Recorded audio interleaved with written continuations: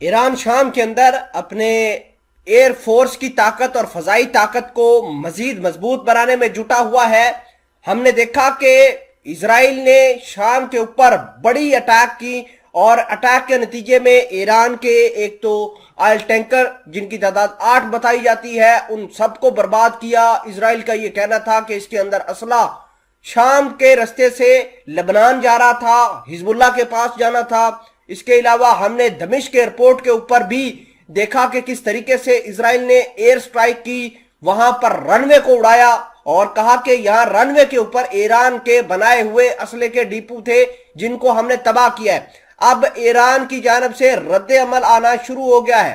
ایران نے شام کے اندر اپنی فضائی طاقت کو مضبوط کرنے کا اعلان کیا ہے۔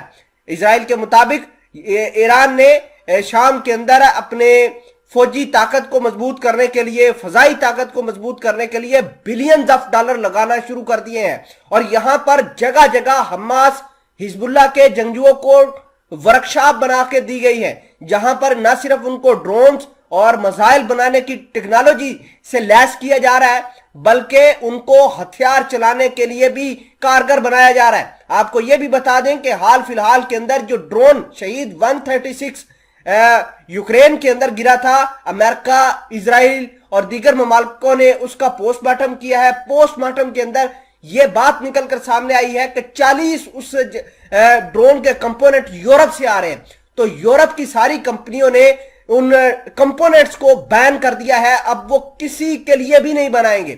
تو آپ اندازہ کیجئے کہ کس طریقے سے یہ جو لوگ ہیں یہ مطلب ایران کے خلاف ایک ہو رہے ہیں۔ تمام تر چیزیں آج کی اس ویڈیو میں ڈیٹیل کے ساتھ ڈسکس کرتے ہیں۔ چھوٹی سی گزارش ہے کہ آپ ہمارا یوٹیوب چینل حسنات ٹی وی کو سبسکرائب کر کے پاس موجود گھنٹی کے نشان کو دبا لیں تاکہ لیٹسٹ نیوز آپ تک بر وقت پہنچتی رہے۔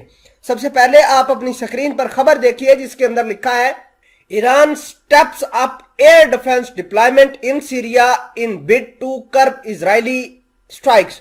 اب بات یہ ہے کہ ایران کے پاس جو میزائل ہیں، جو ڈرونز ہیں، ان کی تعداد کا اضافہ کیا جائے گا شام کے اندر تاکہ اسرائیل کے جنگی جہاز جو کہ F-35 ہے، F-16E ہے یا F-15 ہے ان کو نکیل ڈال سکیں۔ ہم نے حال فی الحال کے اندر یہ بھی دیکھا کہ جب سے نیتن یاہو آئے ہیں تب سے لے کر اب تک امریکہ نے اسرائیل کے ساتھ بڑی جو ہے وہ کوششیں کی ہیں کہ ایران کے اوپر پریشر بنایا جا سکے۔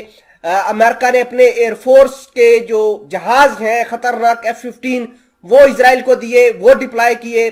اس کے علاوہ امریکہ نے حال فی الحال کے اندر جنگی ایکسرسائزز جو ہے وہ اسرائیل کے ساتھ کنکلوڈ کی ہیں تاکہ ایران کے اوپر مزید پریشر بنایا جا سکے۔ لیکن ایران نے بھی حال فی الحال کے اندر ذوالفقار 1401 جو جنگی ایکسرسائزز کی ہیں اس سے یہ ثابت ہوتا ہے کہ ایران کس لیول کے اوپر جا کر تیاری کر رہا ہے اور یورپ والے واقعی میں پریشان ہیں۔ اب امریکہ اسرائیل کو یہ لگتا ہے کہ شام کے اندر ایران اتنی زیادہ طاقت جمع کر لے گا کہ ہمارے جنگی جہازوں کو بڑی آسانی سے یہ مار گرائے گا۔